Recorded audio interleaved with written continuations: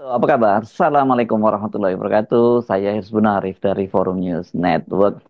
Kejaksaan Agung mundur dan menarik diri dari kasus pagar laut di Tangerang. Kejaksaan Agung beralasan karena Mabes Polri telah lebih dulu masuk dan menanganinya, maka mereka menyerahkan kasus itu sepenuhnya ke Badan Reserse Kriminal Mabes Polri. Sikap dari Kejaksaan Agung itu membuat sejumlah kalangan mengkhawatirkan kasus tersebut tidak akan berlanjut, alias dalam bahasa kepolisian sering disebut dilapan-enamkan. Kalau toh berlanjut, kemungkinan besar kasus tersebut akan dilokalisir hanya pada orang-orang tertentu atau dalam bahasa Menteri ATR Nusron Wahid ini pejabat rendahan. Turun tangannya Kejaksaan dan Bareskrim Polri dalam kasus itu juga dalam kasus pagar laut ini kan sebenarnya juga dinilai sangat terlambat ya. Dan ini cukup mengherankan orang seperti Ahmad Sahroni, Ketua Komisi 3 DPR RI, bahkan juga mantan Menko Polhukam Mahfud MD mengaku heran dan khawatir mengapa kemudian kok Kejaksaan Agung, KPK dan bahkan juga kepolisian tidak segera turun tangan karena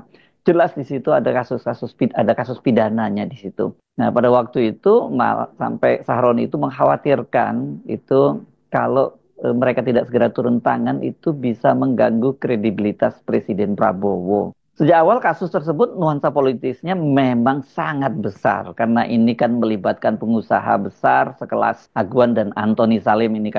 Mereka ini kan kedekatan mereka dengan elit politik, aparat petinggi-petinggi penegakan hukum, bahkan juga dengan mantan Presiden Jokowi ini mereka sangat dekat dan dikhawatirkan ini membuat penanganan kasus tersebut tidak bakal tuntas dan bahkan mandek. Publik sempat berharap kasus tersebut bisa dibongkar tuntas ya karena melihat keseriusan dari Menteri ATR Nusron Wahid menindak aparat di ATR BPN dan mencabut sebagian sertifikat hak guna bangunan dan SHM di Pagar Laut Tangerang. Selain itu juga perintah tegas dari Presiden Prabowo untuk membongkar dan mengusut tuntas kasusnya. Ini kan bahkan Pak Prabowo itu waktu itu terkesan dia dilawan oleh Menteri Kelautan dan Perikanan. Ya ini ketika memerintah Trenggono maksud saya ketika memerintahkan pembongkaran pada waktu itu justru Trenggono malah mengatakan ini disayangkan tindakan itu karena itu adalah barang bukti.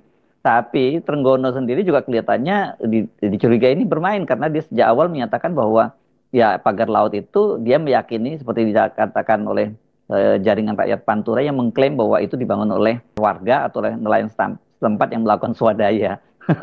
Bahkan saya masih mencatat ketika selesai dipanggil oleh Pak Prabowo pun Trenggono masih menyatakan seperti itu bahwa dia menunggu memeriksa dari nelayan yang mengaku membangun pagar laut itu. Dan kemudian kita tahu perintahnya Pak Prabowo jalan terus dan pagar laut itu kemudian dibongkar oleh marinir dan kemudian terpaksa juga ke Kementerian Kelautan dan Perikanan ikut bergabung. Bahkan juga Ketua Komisi 4 waktu itu Titik Soeharto ikut turun ke sana. Dan ini memberikan optimisme kepada publik bahwa ini kasus ini akan diusut secara tuntas gitu. Dan hari-hari ini kan sudah selesai itu pembongkaran pagar laut yang sepanjang 30,16 km ya di kawasan itu. Jadi panjang sekali. Namun sikap Prabowo terhadap Jokowi yang ditunjukkan pada hari ulang tahun ke-17 Gerindra hari Sabtu lalu itu menjadikan publik itu menjadi pesimis bahwa kasus itu akan diusut dengan tuntas. Bagaimanapun juga kan dalam kasus tersebut ada jejak kedekatan Jokowi dengan Aguan. Ini dikaitkan dengan pemberian status proyek strategis nasional ke Korporasi Pantai Indah Kapuk 2 milik patungan ya antara Aguan dan Antoni Salim. Jelas ini para pengamat mencium ada barter ini karena Aguan itu telah menyelamatkan wajah Jokowi dengan melakukan groundbreaking di IKN dan mengajak konsorsium 10 orang Taipan sehingga seakan-akan ada investor yang masuk ke IKN padahal zong. Ya, kenapa kita menyatakan zong ini karena belakangan kan Aguan menyatakan bahwa dia itu melakukan groundbreaking di sana untuk menyelamatkan wajah Presiden Jokowi dan belum lama berselang kan Menteri Perumahan Marwarar Siait yang dikenal sebagai orang dekatnya dari Aguan bahkan dia secara ofisial dia pernah mengaku bahwa dia itu pernah bekerja ke Aguan. Dia menyatakan bahwa bangunan di IKN itu banyak groundbreaking tapi nggak berlanjut menjadi proyek itu. Tentu yang dimaksud adalah proyek yang dilakukan oleh Aguan ya karena Aguan masuk ke sana bukan benar-benar mau berinvestasi tapi lebih karena dia ingin menjaga wajah dari Pak Jokowi. Tapi kan Aguan juga nggak gratis, nggak cuma-cuma dia melakukan groundbreaking dia korban berapa lah itu mungkin 10-20 miliar gitu, tidak sampai 50 triliun seperti komitmen awalnya. Tapi kan kemudian dia bersama dengan Sinarmas itu mendapatkan status PSN ya, aguan di sekitar Pantai Indah Kapuk 2, dan kemudian Sinarmas itu mendapatkan proyek strategis nasional di BSD. Dan dengan modal PSN itu kemudian mereka melakukan penggusuran-penggusuran pembebasan lahan itu di kawasan Pantai Utara Tangerang itu mengatasnamakan PSN. Padahal PSN itu wilayahnya tidak seluas itu. PSN itu yang dimaksud PSN adalah Tropical Coastline itu di dekat dengan Pantai Indah Kapuk 2 yang itu berupa kawasan hutan mangrove ya.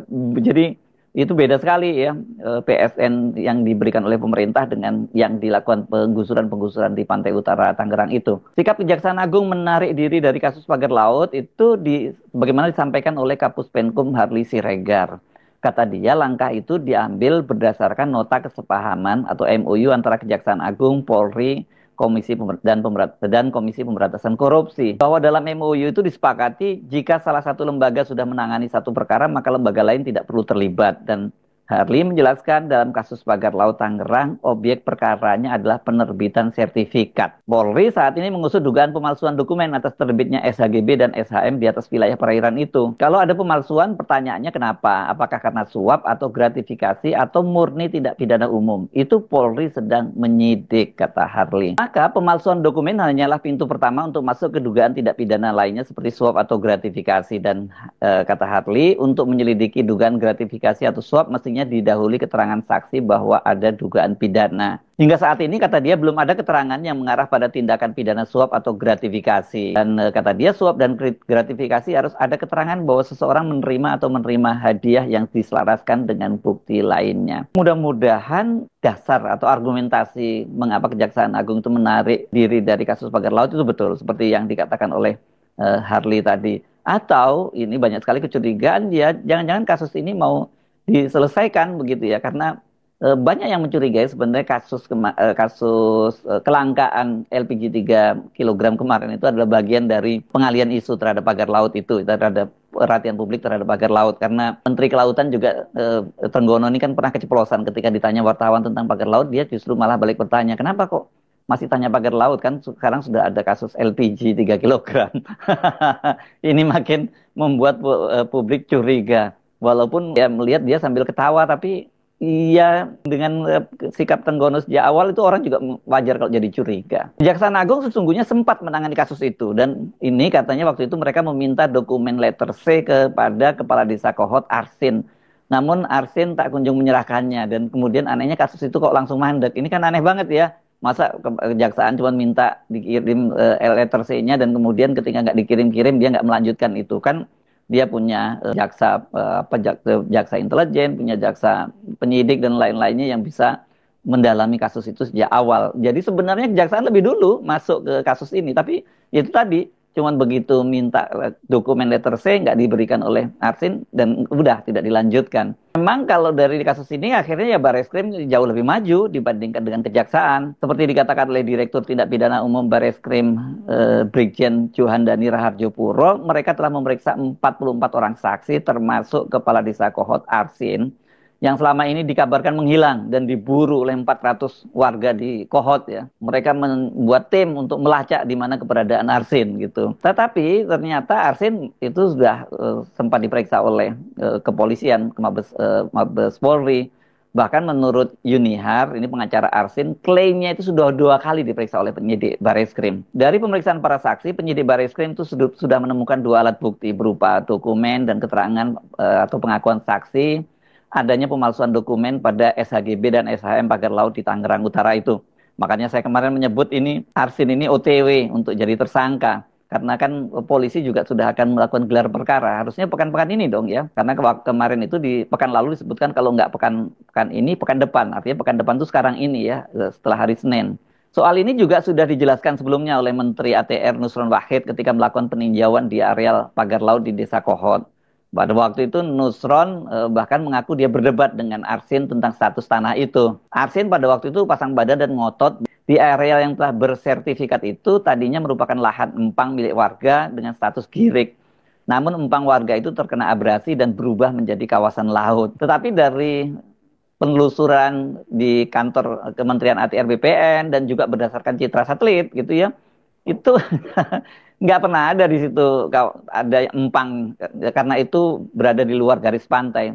Dan itu juga diperkuat oleh keterangan pakar dari BRIN yang menyebutkan karakter laut di pantai utara Tangerang itu beda dengan karakter laut di pantai selatan Jawa ya, karena di sana itu ombaknya tidak besar dan cenderung membentuk sedimentasi, alih-alih abrasi. Nah, kalau di Laut Selatan yang ombaknya besar itu memang terjadi abrasi. Dan sekarang gampang kok kalau buka itu ya, kita buka aja citra satelit dari berbagai lembaga itu akan terlihat dari tahun ke tahun seperti apa, bisa ditelasir jauh lebih lama, lebih di atas tahun 80-an yang sebagaimana pengakuan Arsin itu jelas di situ tidak ada empang, yang ada ya memang lautan. Arsin ini sesungguhnya bisa menjadi kunci untuk membuka kotak Pandora ya, keterlibatan korporasi besar dan para petinggi negara dalam skandal pagar laut itu. Apalagi berdasarkan pengakuan warga kan Arsin ini bersama perangkat desa lainnya sangat berperan besar dalam pengurusan dokumen-dokumen ini, bahkan membuat dokumen palsu, ada yang di orang yang masih hidup disebut mati dan kemudian diwariskan kepada anaknya, sementara anaknya nggak merasa pernah membuat dokumen itu, gitu ya. Dan kemudian seperti pengakuan dari pengacara Pantai Indah Kapuk II, itu disebutkan bahwa mereka itu membeli lahan laut bersertifikat itu dari warga. Sementara temuan dari Gufroni, pengacara dari PP Muhammadiyah yang mendampingi warga, pengembang itu menggelontorkan uang muka. Itu sangat besar, sampai 650 miliar untuk 19 orang kepala desa termasuk Arsin. Itu tadi untuk mengurus surat-surat. Seolah-olah di situ ada empang, ada punya sertifikat girik yang dibuat backdate mundur pada tahun 80-an. Kemudian dari dasarnya itulah dari letter C atau girik itu, kemudian diterbitkan sertifikat tadi.